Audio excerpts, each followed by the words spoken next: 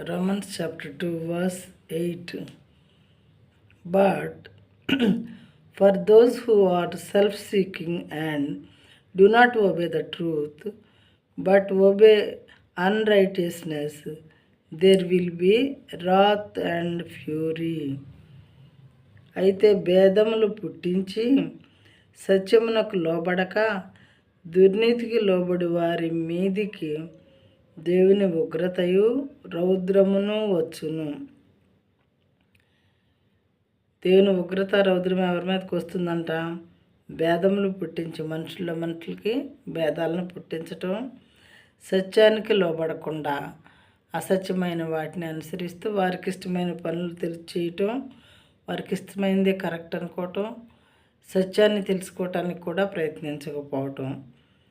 అయితే భేదములు పుట్టించి సత్యమునకు లోబడక దుర్నీతికి లోబడు వారి మీదికి, దుర్నీతి చెడ్డ కార్యాలు ఎప్పుడు చెడ్డ పనులు, చెడ్డ ఆలోచనలు ఇలాంటివి చేస్తూ ఉండేటటువంటి వారి మీదికంట దేవుని ఉగ్రతయు రౌద్రమును వచ్చును.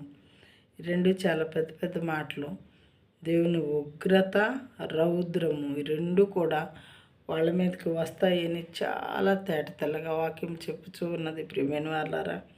కాబట్టి మనం ఈ లిస్టులో కానీ ఉన్నామా?